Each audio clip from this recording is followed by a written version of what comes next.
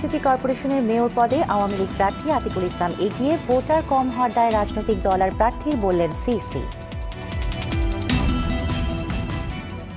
আমরা তো পরিবেশ সৃষ্টি করে দেই, ভোটার তো বাড়ি বাড়ি গিয়ে আমরা আনতে পারবো না। সেটা তো রাজনৈতিক দল বলতে যারা প্রার্থী তাদের দায়িত্ব।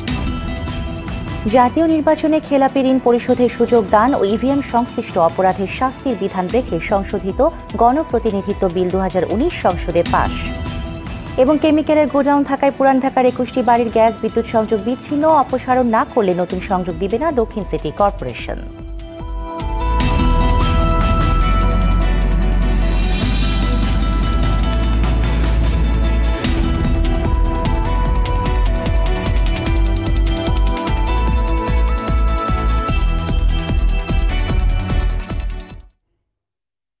আসসালামু আলাইকুম, স্বাগত জানাচ্ছি আরটিভির রাতের সংবাদে।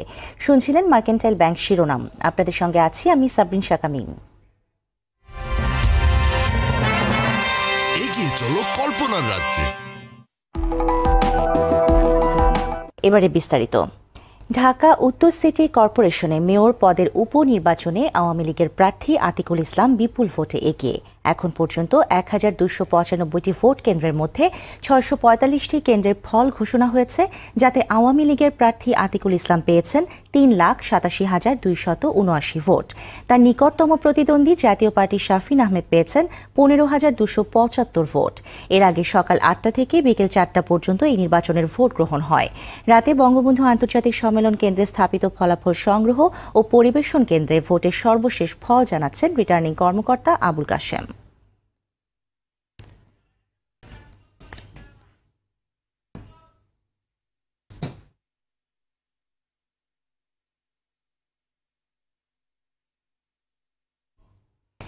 দর্শক, বঙ্গবন্ধু আন্তর্জাতিক সম্মেলন কেন্দ্রে চলছে ভোট গণনা। এই মুহূর্তে সেখান থেকে সরাসরি যোগ দিচ্ছেন সহকর্মী সেলিম মালিক। সেলিম, এখন পর্যন্ত কতটি কেন্দ্রের ফল হাতে পেয়েছেন আর কখন নাগাদ সম্পূর্ণ ফল ঘোষণা হতে পারে আমাদের জানাবেন।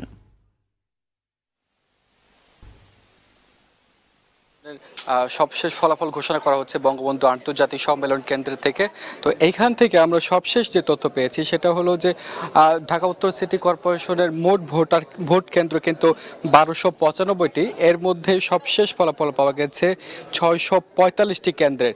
তবে প্রাপ্ত ফলাফলের ভিত্তিতে কিন্তু এখন পর্যন্ত ভোটের লড়াই কিন্তু এগিয়ে রয়েছেন আওয়ামী লীগ মনোনীত প্রার্থী। তিনি নৌকা প্রতীক নিয়ে যিনি লড়াই করছেন আতিকুল ইসলাম, তিনি এখন পর্যন্ত পেয়েছেন 3,87,279 ভোট। তার নিকটতম প্রতিদ্বন্দ্বী জাতীয় পার্টির মনোনীত প্রার্থী লাঙ্গল প্রতীক নিয়ে শাফিন আহমেদ পেয়েছেন 15,275 ভোট। এছাড়া টেবিল ঘড়ি প্রতীক নিয়ে আব্দুর রহিম পেয়েছেন 3,311 ভোট এবং আম প্রতীক নিয়ে আনিসুর রহমান দেওয়ান পেয়েছেন 2,876 ভোট। এছাড়া তার কাছাকাছি একদম কাছাকাছি ভোট পেয়েছেন ব্রাক প্রতীকের শাহিন খান, তিনি পেয়েছেন 2,873 ভোট। আপনি জানেন যে ঢাকা উত্তর সিটি কর্পোরেশন নির্বাচনে কিন্তু এবার ভোটার সংখ্যা ছিলেন 30,35,621 জন। তবে প্রাপ্ত ভোটের হিসাবে যেটা পাওয়া গেছে, সেখানে ভোটের হিসাবে দেখা যাচ্ছে যে মাত্র 28.28% মানুষ ভোটার কিন্তু ভোট কেন্দ্রে ভোট দিয়েছেন। তো এই বিষয়টা নিয়ে আমরা কথা বলেছি ঢাকা উত্তর সিটি কর্পোরেশনের রিটার্নিং কর্মকর্তা আবুল কাশেমের সাথে। তিনি আমাদের বলেছেন যে আজকে সকাল থেকে কিন্তু গুড়ি গুড়ি বৃষ্টি হয়েছে, আর এই কারণে ভোট কেন্দ্রে ভোটারদের উপস্থিতি কম দেখা গিয়েছে। এছাড়া জানেন যে এই সিটি কর্পোরেশনের উপনির্বাচন কিন্তু যিনি মেয়র হবেন তার মেয়াদ থাকবে মাত্র 1 বছর। তো তার ভাষ্য অনুযায়ী এই 1 বছর যেহেতু মেয়াদ, সেক্ষেত্রে অনেক ভোটার ভোট কেন্দ্রে গিয়ে ভোট দিতে কিন্তু উৎসাহ বোধ করেননি, আর এর জন্যই ভোট কেন্দ্রে ভোটাররা কম এসেছেন। তো এই ছিল প্রাপ্ত ভোটের সবশেষ পরিস্থিতি। ধন্যবাদ সেলিম আপনাকে। দর্শক, এতক্ষণ বঙ্গবন্ধু আন্তর্জাতিক সম্মেলন কেন্দ্র থেকে নির্বাচনের ফলাফলের সবশেষ খবর জানাচ্ছিলেন সহকর্মী সেলিম মালিক। এর আগে শান্তিপূর্ণভাবে শেষ হলো ঢাকা উত্তর সিটির মেয়র পদে উপনির্বাচন এবং 2 সিটির 49টি কাউন্সিলর পদে নির্বাচন। সকালে ভোট দেওয়ার পর জয়ের ব্যাপারে আশাবাদী বলে জানান আওয়ামী লীগের মেয়র প্রার্থী। অন্যদিকে জাতীয় পার্টির প্রার্থী অভিযোগ করেন আগের নির্বাচনগুলোতে অনিয়মের কারণে ভোটাররা আগ্রহ হারিয়ে ফেলেছে। আর সিইসি বলেন ভোটার না আসার দায় রাজনৈতিক দল ও প্রার্থীদের, নির্বাচন কমিশনের নয়। জানাচ্ছেন মুক্তা মাহমুদ। ঢাকা উত্তর সিটি কর্পোরেশনের মেয়র এবং 2 সিটির 49 জন কাউন্সিলরকে বেছে নিতে ভোট শুরু হয় সকাল 8টায়। তবে 3 দিনের বৃষ্টির ধারাবাহিকতা থাকায় ভোটার উপস্থিতি ছিল কম। সকাল 10টার পর আকাশে জমে থাকা মেঘ কাটতে শুরু করলে উপস্থিতি কিছুটা বাড়ে। একই অবস্থা ছিল উত্তর ও দক্ষিণ সিটিতে নতুন যুক্ত হওয়া ওয়ার্ডগুলোর কেন্দ্রগুলোতেও। সকাল থেকে বৃষ্টি, গতকালও প্রচুর বৃষ্টি ছিল, তারপরও উত্তরবাসীর মধ্যে ব্যাপক উৎসাহ রয়েছে। ভোট সকাল সকাল দেওয়ার উদ্দেশ্য হলো যে বৃষ্টি কমে গেছে তো লোকজন চাপ বেশি, এর জন্য আগে দিয়ে দিলাম। না ওটা নাম্বার সব সিরিয়াল দেওয়া আছে, প্রত্যেকটা ইয়েতে দেওয়া আছে, আমারটা আমি গিয়ে সাথে সাথে পাইছি, দিয়ে দিচ্ছি। তবে ভোট দিতে আসা মানুষগুলো জানিয়েছেন যোগ্য লোকের হাতেই নগরের দায়িত্ব তুলে দিতে চান। আমরা চাই যে এলাকার যে উন্নয়ন করবে তাকে যাতে সবাই যুক্ত করে, যিনি আশা করি আগামী দিন নগর পিতা হিসেবে তার দায়িত্ব পালন করতে পারবে। আমার যে নাগরিক অধিকার সেটাকে আমি প্রয়োগ করতে পারলাম। সকাল 9টার দিকে উত্তরা 4 নম্বর সেক্টরের Nawab Habibullah model school and college কেন্দ্রে ভোট দিতে আসেন আওয়ামী লীগের প্রার্থী আতিকুল ইসলাম। কেন্দ্রে ভোটার উপস্থিতি কম দেখে সবাইকে ভোট দেওয়ার অনুরোধ জানান। জয়ের বিষয়ে শতভাগ আশাবাদী জানিয়ে সবাইকে নিয়ে ঢাকা গড়ার কথা বলেন। গরম চা খেয়ে, গরম খিচুড়ি খেয়ে আপনারা সবাই ভোট দিতে আসবেন এবং ভোট দিতে এসে আপনাদের গণতন্ত্র অধিকার প্রতিষ্ঠিত করবেন। যদি আরেকটি দল যদি থাকতো অবশ্যই এই নির্বাচনে আরো অংশগ্রহণমূলক হতো, এর সম্বন্ধে কোনো সন্দেহ নাই। অন্যদিকে জাতীয় পার্টির মেয়র প্রার্থী মোহাম্মদ শাফিন আহমেদ ভোট দেন গুলশানের Manarat international school and college কেন্দ্রে। ভোট দেয়া শেষে সাংবাদিকদের কাছে অভিযোগ করেন অতীতের অনিয়মের কারণেই এই নির্বাচনেও ভোটার উপস্থিতি কম। গত বেশ কয়েকটা নির্বাচনে এত অনিয়ম হয়েছে যে আমার মনে হয় যে ভোটাররা অনেকটা এসবের থেকে, নির্বাচনের থেকে মুখ ফিরিয়ে নিয়েছেন। প্রধান নির্বাচন commissioner KM Nurul Huda vote দেন উত্তরার IES স্কুল অ্যান্ড কলেজে। তিনিও ভোটার উপস্থিতি নিয়ে সাংবাদিকদের প্রশ্নের জবাব দেন। আমরা তো পরিবেশ সৃষ্টি করে দেই, ভোটার তো বাড়ি বাড়ি গিয়ে আমরা আনতে পারবো না। সেটা তো রাজনৈতিক দল বলতে যারা প্রার্থী তাদের দায়িত্ব, আসবে তারা সে দায়িত্ব তাদের। আমরা বলতে পারি যে নির্বাচন পরিবেশ সুষ্ঠু আছে না, এটা মেসেজ দিচ্ছে না। নির্বাচন ব্যবস্থার এখানে ত্রুটি নেই, কোনো ত্রুটি নেই নির্বাচন ব্যবস্থা। রাজধানী উচ্চ বিদ্যালয় কেন্দ্রে ভোট দিয়ে স্বরাষ্ট্রমন্ত্রী বলেন বৈরী আবহাওয়ার সঙ্গে প্রধান বিরোধী দল না থাকায়ও ভোটার উপস্থিতি কম। মাননীয় CEC যেটা বলেছেন তিনি যথার্থই বলেছেন। তিনি ভোট কিভাবে হবে সেটা পরিচালনা করছেন এবং ভোট দেওয়ার মালিক হলো ভোটাররা, এবং বিভিন্ন রাজনৈতিক দলে উদ্বুদ্ধ করে ভোটারকে নিয়ে আসবেন, এটাই স্বাভাবিক। আমি যতটুকু দেখেছি সবগুলি সুন্দর এবং সবগুলি শান্তিপূর্ণভাবে ভোট দান চলছে। তবে ভোট শান্তিপূর্ণ হয়েছে বলে মন্তব্য করেন তারা। মুক্তা মাহমুদ, RTV, ঢাকা। ঢাকা সিটি নির্বাচন প্রতিদ্বন্দ্বিতাপূর্ণ না হলেও ভোটাররা শান্তিপূর্ণভাবে ভোট দিয়েছেন বলে মন্তব্য করেন সড়ক পরিবহন ও সেতু মন্ত্রী ওবায়দুল কাদের। দুপুরে ঢাকা চট্টগ্রাম মহাসড়কে নারায়ণগঞ্জে সোনারগাঁওয়ে দ্বিতীয় মেঘনা সেতু ও দ্বিতীয় কাঁচপুর সেতু নির্মাণ কাজের অগ্রগতি পরিদর্শনে গিয়ে এমন মন্তব্য করেন তিনি। বলেন শেখ হাসিনা সরকার অমানবিক নয়, বেগম খালেদা জিয়ার চিকিৎসার ব্যাপারে সব ধরনের প্রয়োজনীয় ব্যবস্থা নিয়েছে। তবে বিএনপি তার অসুস্থতার চেয়ে রাজনীতিকে বেশি গুরুত্ব দিচ্ছে বলে মন্তব্য করেন ওবায়দুল কাদের। মেয়র ইলেকশনটা আরও প্রতিদ্বন্দ্বিতাপূর্ণ হতো যে দলীয়ভাবে বিরোধী দল অংশ নিত, ভোট কেন্দ্রে লাইন আছে। আশা করি অতটা প্রতিদ্বন্দ্বিতাপূর্ণ না হলেও শান্তিপূর্ণভাবে নির্বাচন শেষ হবে। প্রধান নির্বাচন কমিশনারের কারণেই ভোটের প্রতি বিরূপ মনোভাব জনগণের। সিটি নির্বাচনে উৎসব নেই, জনগণের অংশগ্রহণ নেই। সরকারের মনোনীত ব্যক্তিকে বিজয়ী করতে গেল রাতেই সব ঠিকঠাক করা হয়েছে। সকালে নয়াপল্টনে বিএনপির কেন্দ্রীয় কার্যালয়ে আয়োজিত সংবাদ সম্মেলনে এসব কথা বলেন দলের সিনিয়র যুগ্ম মহাসচিব রুহুল কবির রিজভী।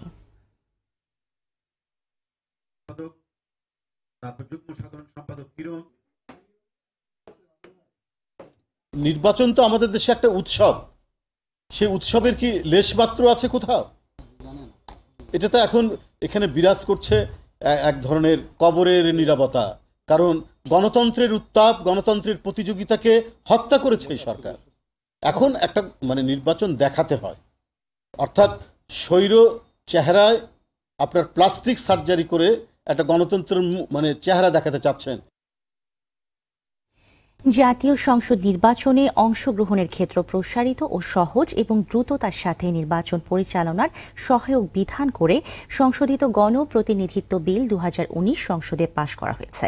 সন্ধ্যায় একাদশ সংসদের প্রথম অধিবেশনে আইন, বিচার ও সংসদ বিষয়ক মন্ত্রী আনিসুল হক বিলটি পাশের প্রস্তাব করেন। বিলে জাতীয় সংসদ নির্বাচনে ইলেকট্রনিক ভোটিং মেশিন ইভিএম ব্যবহার, মনোনয়নপত্র দাখিলের পূর্বদিন খেলাপি ঋণ পরিশোধের সুযোগ দান, অনলাইনে মনোনয়নপত্র জমা দেওয়ার সুযোগ এবং ইভিএম সংশ্লিষ্ট অপরাধের শাস্তির বিধান করা হয়েছে। ইতিপূর্বে রাষ্ট্রপতি এসব বিধান সম্বলিত গণপ্রতিনিধিত্ব সংশোধন অধ্যাদেশ জারি করেন। বিধান অনুযায়ী একাদশ সংসদের প্রথম অধিবেশনে এ অধ্যাদেশটি উপস্থাপন করা হয়। বিলে এ অধ্যাদেশ রহিত করা হয়।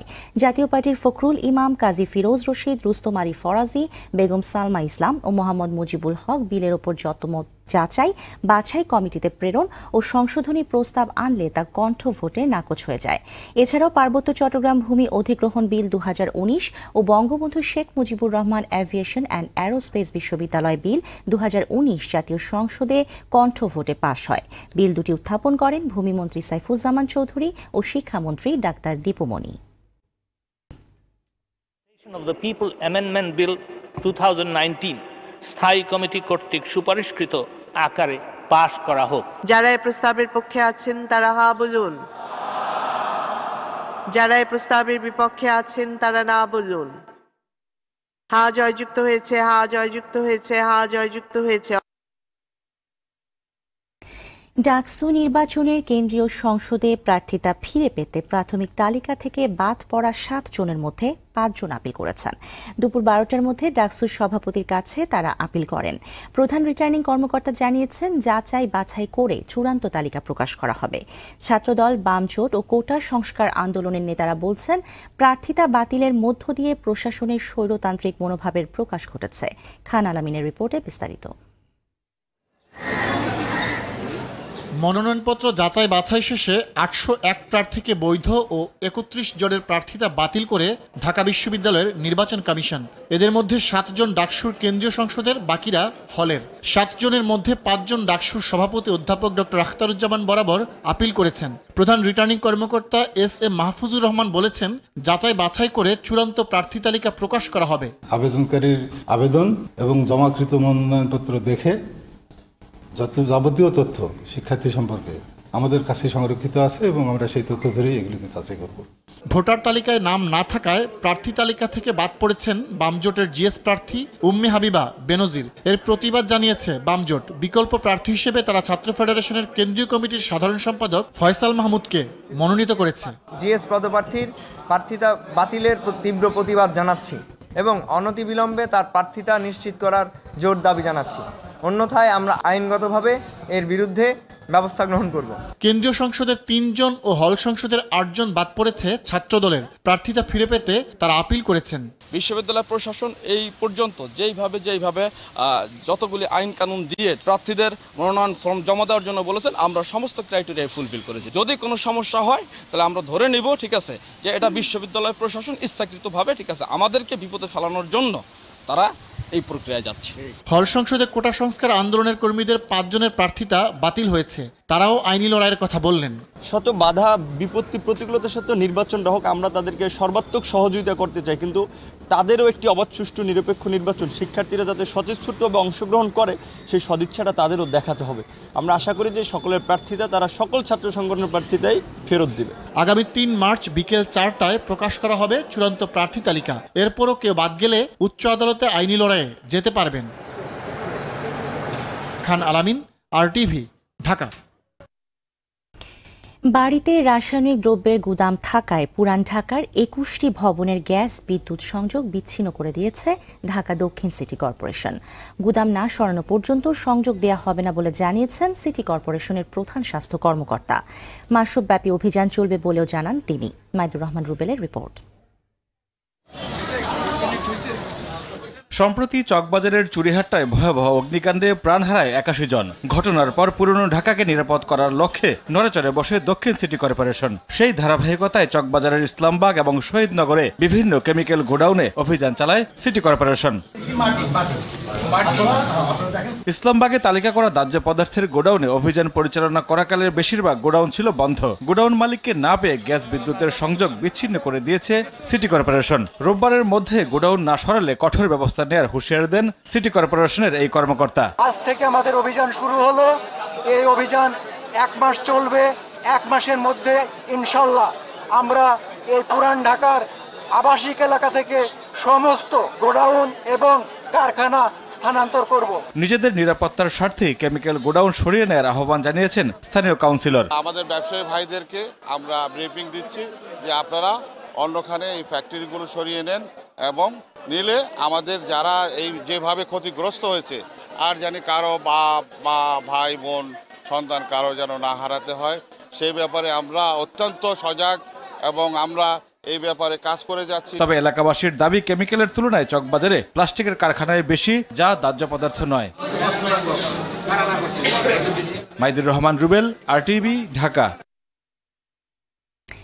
বরগুনার নলটোনা ইউনিয়নে টর্নেডোর আঘাতে 31টি বসতঘর সম্পূর্ণ বিধ্বস্ত হয়ে গেছে। পাশাপাশি 269টি বাড়িঘরের আংশিক ক্ষতি হয়েছে। ভোরে ইউনিয়নের সোনাতলা এলাকায় এই ঘটনা ঘটে। স্থানীয়রা জানান, মাত্র 2 মিনিটে টর্নেডোর আঘাতে 1.5 শতাধিক বাড়িঘর পুরোপুরি বিধ্বস্ত হয়ে যায় এবং 3 শতাধিক বসতঘর, মাদ্রাসা, মসজিদ সহ নানা স্থাপনা আংশিক ক্ষতিগ্রস্ত হয়। অন্যদিকে অব্যাহত বৃষ্টি ও শিলাবৃষ্টির কারণে বিপাকে পড়েছেন বিভিন্ন জেলার মানুষ। টানা 4 দিনের বৃষ্টিপাতে নড়াইলের জীবনযাত্রায় স্থবিরতা নেমে এসেছে। বিভিন্ন এলাকায় শিলাবৃষ্টি ও ঝড়ে রবি শস্য সহ ফসলের ব্যাপক ক্ষতি হয়েছে। নিম্নাঞ্চলে ও ঘেরের মধ্যে রোপণকৃত বোরো ধান পানিতে ডুবে গেছে। চুয়াডাঙ্গায় গেল কয়েকদিনের বৈরী আবহাওয়ায় থমকে গেছে জনজীবন, ব্যাহত হচ্ছে স্বাভাবিক কাজকর্ম। সকালে থেকে থেমে থেমে বৃষ্টি ও দমকা হাওয়ায় লণ্ডভণ্ড হয়ে গেছে বসতবাড়ি, শিক্ষা প্রতিষ্ঠান, ফসলের মাঠ।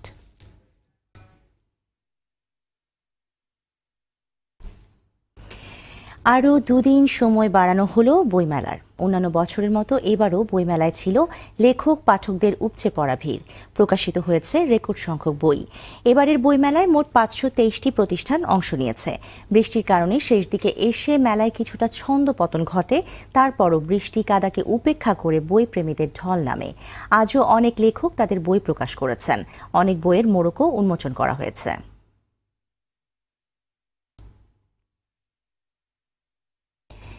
রাজধানীর উত্তরায় চিরনিদ্রায় শায়িত হলেন বিশিষ্ট সাংবাদিক ও প্রেস ইনস্টিটিউট অব বাংলাদেশ পিআইবির মহাপরিচালক শাহ আলমগীর।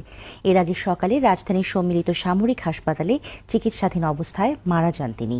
গুণী এই সাংবাদিকের মৃত্যুতে শোক জানিয়েছেন রাষ্ট্রপতি আব্দুল হামিদ, প্রধানমন্ত্রী শেখ হাসিনা সহ তার দীর্ঘদিনের সাংবাদিক সহকর্মী ও বিশিষ্টজনেরা।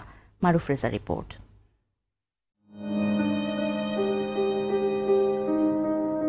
বেশ কিছুদিন ধরেই রক্তে হিমোগ্লোবিন কমে যাওয়া, ডায়াবেটিক সহ নানা ধরনের শারীরিক জটিলতায় ভুগছিলেন শাহ আলমগীর। সবশেষ 21শে ফেব্রুয়ারি তাকে ভর্তি করা হয় সম্মিলিত সামরিক হাসপাতালে। তবে বৃহস্পতিবার সকালে হেরে যান মৃত্যুর কাছে। প্রথমে তার মরদেহ নিয়ে যাওয়া হয় পূর্ব গোরানের বাসায়। সেখানকার স্থানীয় মক্কা জামে মসজিদেই অনুষ্ঠিত হয় তার প্রথম জানাজা। আপনাদের সবার কাছে বাবার রুহের মাগফিরাত কামনা করছি। আপনারা বাবার জন্য দোয়া করবেন, আমাদের পরিবারের জন্য দোয়া করবেন।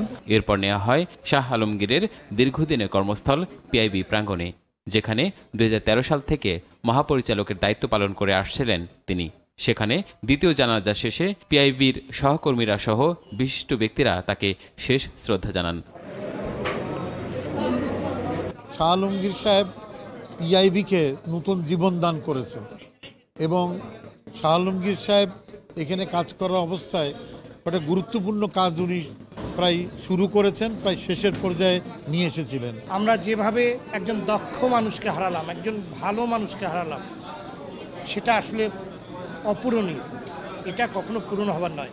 এত অমায়িক ব্যবহার, মানে এটা কি বলবো, কোনোদিনও ভুলবো না। ওনার আত্মার শান্তি কামনা করছি। তৃতীয় জানাজা অনুষ্ঠিত হয় জাতীয় প্রেস ক্লাব প্রাঙ্গণে। বৈরী আবহাওয়া উপেক্ষা করেই তাকে শেষ শ্রদ্ধা জানাতে আসেন তার দীর্ঘদিনের সহকর্মী, সাংবাদিকদের বিভিন্ন সংগঠনের নেতৃবৃন্দ, বিভিন্ন গণমাধ্যমের প্রতিনিধিরা। শ্রদ্ধা জানানো হয় আরটিভি পরিবারের পক্ষ থেকেও। তিনি একজন ভালো সাংবাদিক, ভালো মানুষের পাশাপাশি একজন দক্ষ প্রশাসকও ছিলেন। শাহ আলমগীর একজন পেশাদার সাংবাদিক ছিলেন। এই পেশার মর্যাদা বৃদ্ধির জন্য তিনি যতদিন পেশায় ছিলেন তার সঠিক দায়িত্ব পালন করেছিলেন। উত্তরায় শেষ নামাজে জানাজা শেষে তাকে দাফন করা হয় সেখানকার 12 নম্বর সেক্টরের কবরস্থানে। উপমহাদেশের প্রথম শিশু কিশোর পত্রিকা সাপ্তাহিক কিশোর বাংলা পত্রিকায় 1980 সালে যোগ দেওয়ার মাধ্যমে শুরু হয় তার সাংবাদিকতার ক্যারিয়ার। এরপর দীর্ঘ 40 বছর বিভিন্ন গণমাধ্যমে সাংবাদিকতা করেন শাহ আলমগীর। সাংবাদিকতায় বিশেষ অবদানের স্বীকৃতি হিসেবে কবি আবু জাফর ওবায়দুল্লাহ সাহিত্য পুরস্কার, চন্দ্রাবতী স্বর্ণপদক সহ বেশ কিছু সম্মাননা পান দেশের গণমাধ্যমের অন্যতম এই পথদ্রষ্টা। মারুফ রেজা, RTV, ঢাকা।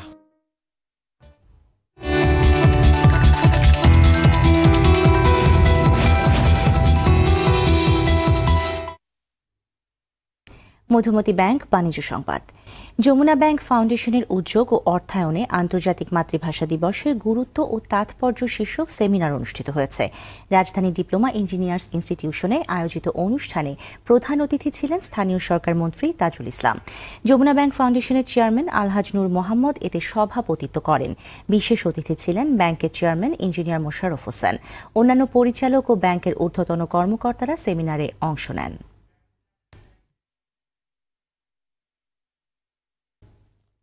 শেষ করছি রাতের সংবাদ। শেষ করার আগে মার্কেন্টাইল ব্যাংক শিরোনামগুলো আরও একবার।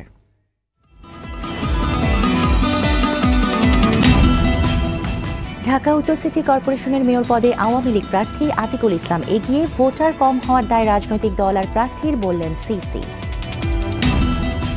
জাতীয় নির্বাচনে খেলাপি ঋণ পরিশোধের সুযোগ দান ও ইভিএম সংশ্লিষ্ট অপরাধের শাস্তির বিধান রেখে সংশোধিত গণপ্রতিনিধিত্ব বিল 2019 সংসদে পাস। এবং কেমিক্যালের গোডাউন থাকায় পুরান ঢাকার 21টি বাড়ির গ্যাস বিদ্যুৎ সংযোগ বিচ্ছিন্ন, অপসারণ না করলে নতুন সংযোগ দিবে না দক্ষিণ সিটি কর্পোরেশন। রাতের সংবাদ এই পর্যন্তই। RTV সবশেষ সংবাদ জানতে যে কোনো মোবাইল ফোন থেকে 24141 নম্বরে ডায়াল করুন। আর মোবাইল ফোনের সংবাদ দেখতে অ্যাপ স্টোর, গুগল প্লে বা উইন্ডোজ স্টোর থেকে ডাউনলোড করুন RTV অ্যাপস। এছাড়াও তাৎক্ষণিক ও বিনোদন সংবাদ জানতে বিশ্বের যে কোনো প্রান্ত থেকে ভিজিট করুন facebook.com/RTV online এবং youtube.com/RTV Digitals। ধন্যবাদ সবাইকে।